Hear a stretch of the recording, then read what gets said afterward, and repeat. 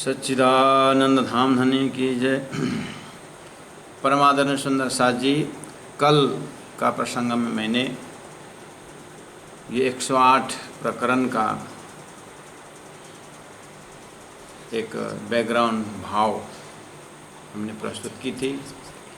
अब सीधा सीधा मजल में प्रवेश करते हैं कि सर्वदेशी चर्चा होने के कारण और 14 ग्रंथ का भूमिका में सनंद मार्फत क्यामत जो कतिप पक्ष है उसको प्राणजनी किरंदन के अंदर अलग अलग प्रसंगों में ले आए हैं।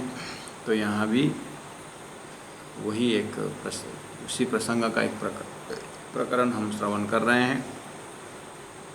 यही परीक्षा जाहिरा और कहूँ न खुलिया जाए। दिव्य परमधाम से ब्रह्मात्माएं खेल में आने के बाद उनका परिचय कैसे मिलेगा? तो उनका परिचय मिलेगा कि यही कुरान की बातुनियात खोल के बताएंगे तब। तो चौपाई नंबर 3 में देखिए, बरकत इन रूहन की। बरकत का शब्द अर्थ होता है ताकत, शक्ति। इन रूहन की, ये जो परमधाम से ब्रह्मात्माओं की जो ताकत है, उनकी जो आत्मीय शक्ति है, उनकी बौद्धिक शक्ति है, तो उसका परिचय कैसे होगा? तो बोले विष्ट देशी सबन। अक्षरातीत परब्रह्म परमात्मा श्री राज जी स्वयं नश्वर ब्रह्मांड को अखंड कर सकते थे। संसार में भगवान भी 14 लोक के मैनेजमेंट में स्वयं कर सकते हैं, लेकिन वो भक्तों के हाथ से कार्य करवाते हैं। कोई राक्षसों को वध करना तो स्वयं सुदर्शन चक्र फेंक करके भी कर सकते थे 14 लोक के मालिक। लेकिन कोई राक्षसों को वध करना हो तो अवतार धारण करके तो आते ही नहीं। लेकिन किसी भक्त के ऊपर अन्याय होता है और भगवान नाराज हुए देखते हैं और भगवान भक्त के ऊपर कृपा करते हैं और भक्त प्रार्थना कर रहा हो और भक्त की प्रार्थना स्वीकार करने की बहाना से और फिर आगे बढ़ते हैं। लेकिन कहीं से हो भक्ति की महिमा रखने के लिए, भक्ति की महिमा बढ़ाने के लिए भगवान भी ऐसा रोज का रोल करते हैं। ये है दृष्टांत। तो पहले से धरती में इस तरह से भक्त और भगवान की जयकार क्यों लगाया जा रहा था?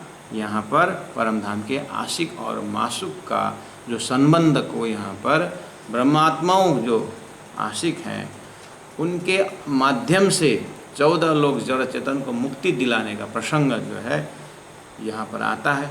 और बहुत गजब की बात है कि परब्रह्म परमात्मा के हृदय में आत्माओं के प्रति कितना प्रेम है, कितना ज्ञान है, कितना गंजा इश्क भरा हुआ है, ये कार्य से पता चलता है। क्या करते हैं वो? बरकत इन रूहन की, परमधाम से ब्रह्मात्माओं को इतनी ताकत भर देते हैं, इतना प्रेम का ऊर्जा देते हैं कि 14 लोक के जीव को डायरेक्ट परब्रह्म परमात्मा से मिलने की जरूरत नहीं पड़ती और वो ब्रह्म आत्माओं के ही पास जाकर के ही मुक्ति मिलती है। तो इज्जत किसकी आई? ब्रह्म सृष्टियों की इज्जत कि हो, अगर ब्रह्म आत्मा ना आया होता, ब्रह्म आत्माएं न आई होती तो हमारा जीवन सपना में ख़त्म हो जाता है। जागने के बाद ऐसा बोलेंगे, सब जीवों के मुखारबिंद से ब्रह्म सृष्टि की जय हो, ब्रह्म सृष्टि की जय हो, जिन्होंने हमको परब्रह्म का परिचय करवा दिया और हमें विश्व में मुक्ति दी। मुक्त देशी ब्रह्मांड को आए ब्रह्मात्मा शब्द, उसका भाव यही है। तो इन प्रसंगों के पीछे श्री राज जी महाराज का परब्रह्म परमात्मा को दिल को दर्शन करेंगे तो इतना प्रेम है कि खेल देखे बापत ब्रह्म सृष्टि बख्शिश के रूप में जड़ चेतन को मुक्ति प्रदान करके जाएंगे, ऐसा कॉन्सेप्ट है। तो धरती में पहले से ही मोक्ष शब्द आ रहे थे, लेकिन कौन देगा, किसको देगा, कब देगा, ये कोई व्याख्या नहीं होती। वो तारतम्य खोल के बता दें।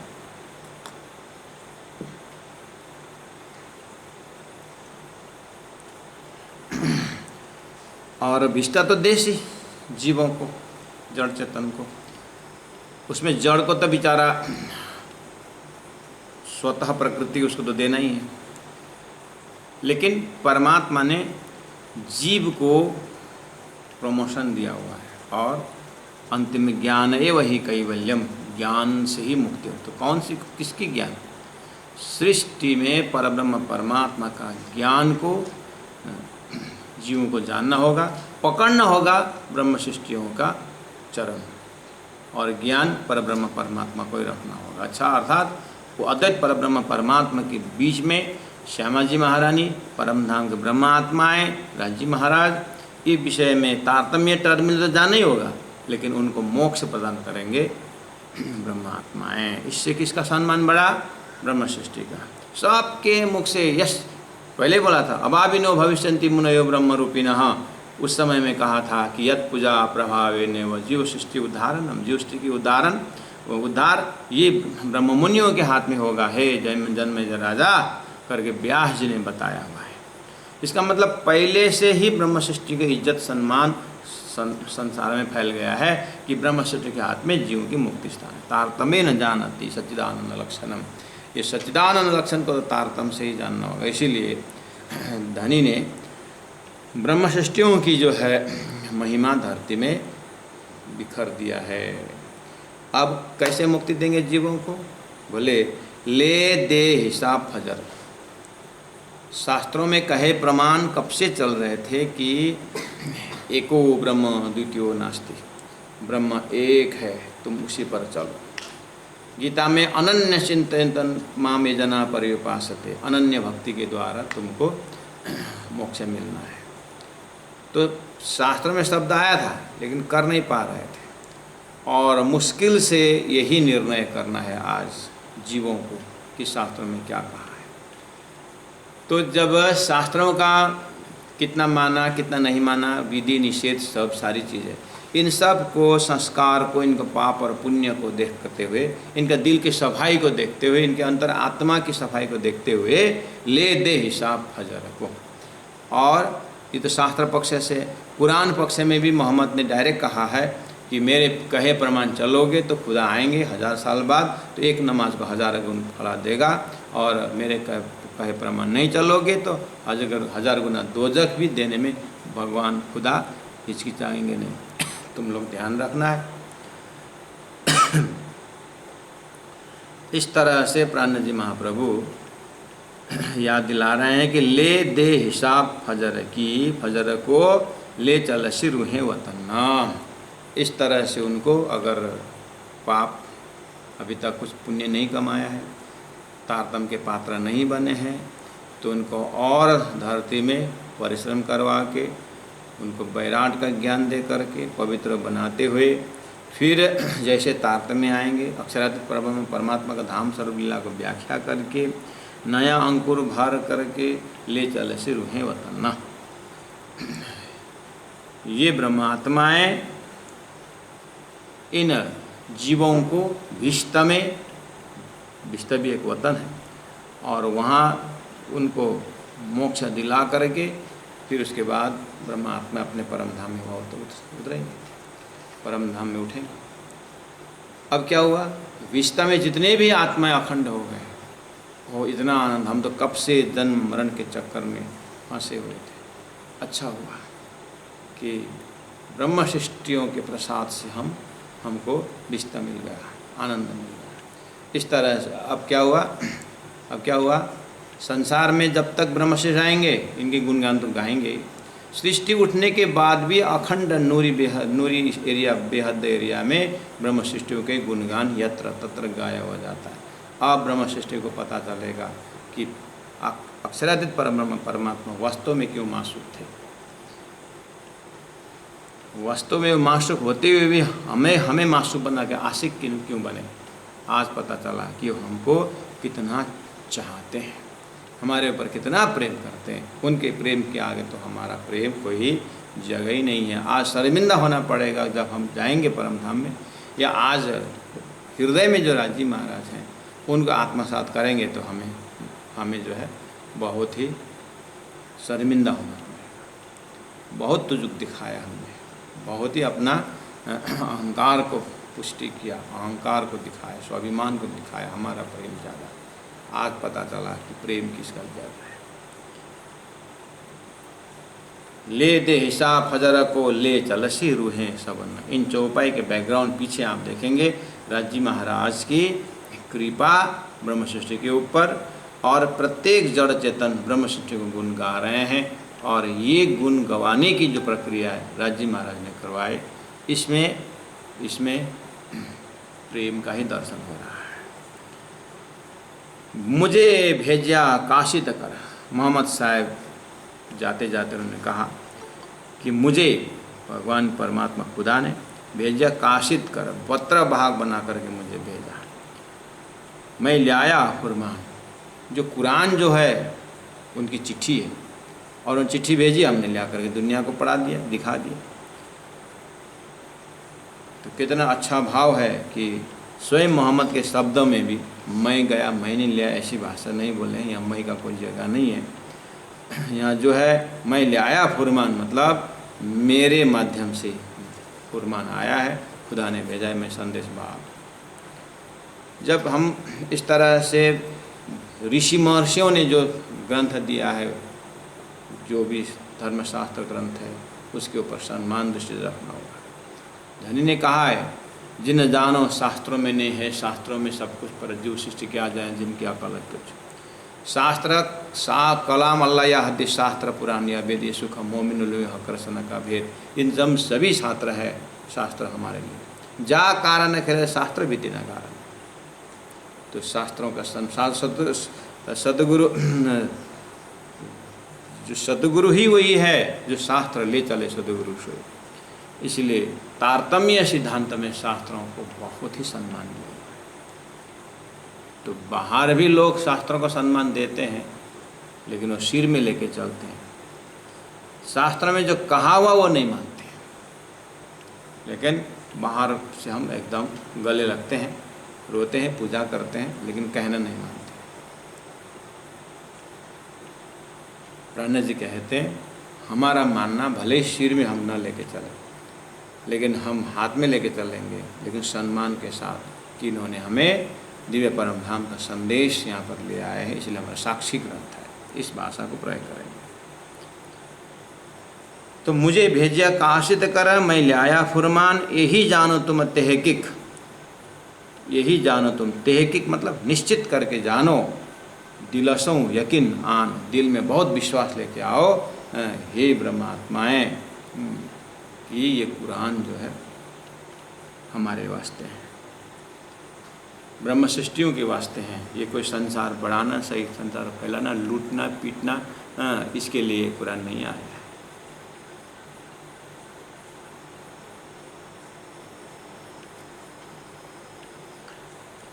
मैं देता हूँ खुशखबरी।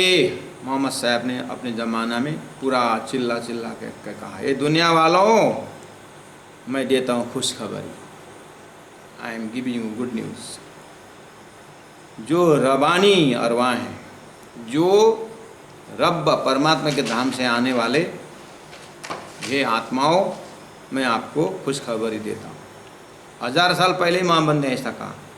उनको पता है कि रब्बानी रूहें तो 1000 साल बाद आने वाला है। वो है ब्रह्म सृष्टि जो सदगुरु के ज़माने के साथ आया है। लेकिन भविष्यवाणी पहले रख दिया। श्री राज जी महाराज की कृपा को देखिए, उनके मुख से उतार के रख दिए कि मैं देता हूँ खुशखबरी, जो रबानी अल अरवाह हैं वह उतरे अरस अजीम से, जो हमेशा की इब्तदा है। उन्होंने कहा कि अरस अजीम से रूहें उतरने वाले हैं, और वो हमेशा दिव्य परम धाम में रह करके आनंद लेने वाले हैं। इब्तदाए मतलब from the beginning of time, from the time immemorial. ये इब्तदाए से रहने वाला ये ब्रह्मात्माएँ खेल देखने आ रहे हैं, उनके लिए मैं चिट्ठी लेके आया हूँ। ये मेरी खुशखबरी आपके लिए। तो इस तरह से मोहम्मद ने अपने मुखारबिंद से कुरान में रखा। सतगुरु महाराज को इनर कॉन्शियसनेस बोल रहा है कि कुरान में हमारा संदेश होना चाहिए, लेकिन सोशल बैरियर जो है वो मुझे पढ़ने नहीं दिया, और मेरा जीवन तपस्या में ही बीता। मैं आग्रह करता हूँ, मैं ऑर्डर करता हूँ, मैं हुक्म करता हूँ कि महाराज तुम कुरान को भी रेफर करना। तो जैसे ही महमती प्राणा जी ने कुरान की जब खोल के देखा, एक दो आयतों को उनको मिला जितना समझ में आया, लेकिन उतना में काफ़ी कुछ मिल गया। तो आपने कुरान में, आपने भी तक में सुने होंगे कि 3 दिन तक सदगुरु महाराज महमती प्राणा जी बिस्तरा से उठ नहीं पाए। क्यों? वो एकदम दिव्य परम धाम का संदेश आने का देख करके वो इतना खुश हो गए कि 3 दिन तक उठा नहीं गया। मैं देता हूँ खुशखबरी जो रब्बानी अरवाह हैं और मुझे भेजा काशिद करा। काशिद का शब्दार्थ अभी संदेश वाहन, पोस्टमैन, डाक वाला। काशिद करा, मैं ले आया फरमान। मैंने एक पत्रवाहक होकर के, एक देखिए पत्रवाहक का काम है पत्र लेके आना, खोल के अंदर क्या उसके मतलब नहीं रहता है।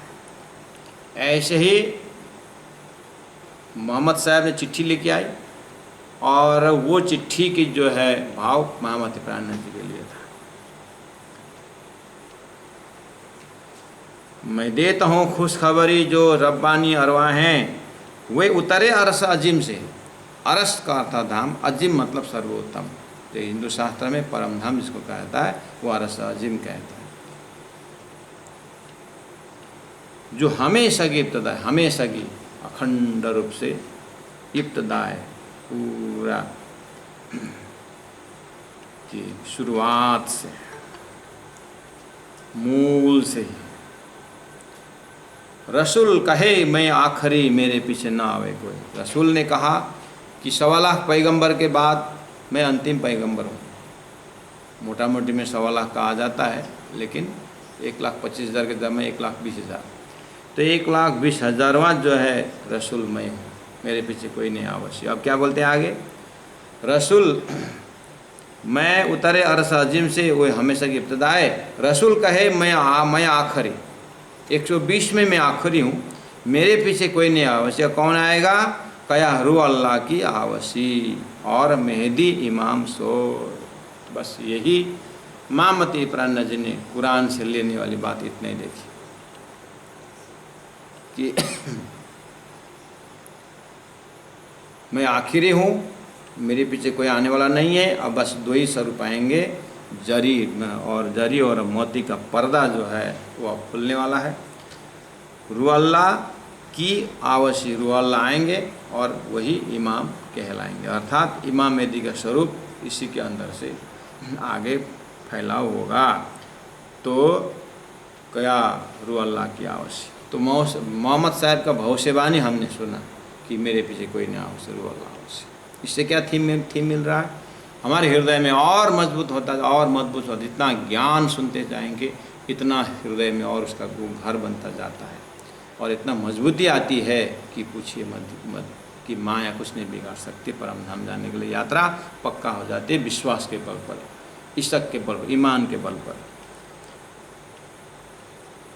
क्या रू अल्लाह की आवश्यक। रू अल्लाह 2 जामे पहरे से, महावंदे बोला रू अल्लाह आएंगे वो 2 जामा पहनेंगे, अर्थात 2 शरीर धारण करेंगे। अच्छा, अर्थात सदगुरु देवचंद्र जी महाराज और आनंद कंदम प्रभुदेवचंद्रम ब्रजेश रूपेण पुरा विजातम प्रविश्य प्राप्तम प्रिय प्राणनाथम।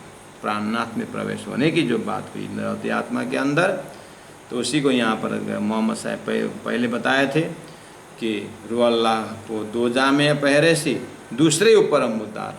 2 जामा में, पहला जामा में तारतम आना है, लेकिन दूसरे जामा अर्थात महमती प्राणा जी के ज़माने में मुद्दार पूरा उसका एकदम निर्णय और निर्णय देने का हक्की स्वरूप की बात हो रही है।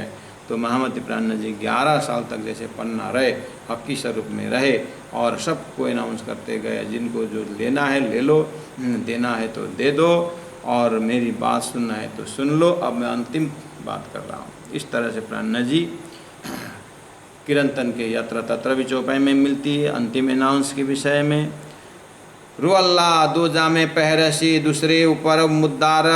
मुद्दार मतलब उनके ऊपर एक दायित्व रहता है, दूसरे के ऊपर एक फैसला रहने का, एक निर्णय लेने का एक जगह। सोई इमाम मेहदी या की बुजरगी बेशुमार, और वही इमाम मेहदी है। मेहदी इमाम मतलब वही इमाम मेहदी है जो पहले से ही उत्तम पुरुष परब्रह्म परमात्मा के आगमन के विषय में हो रहा था। यहाँ पर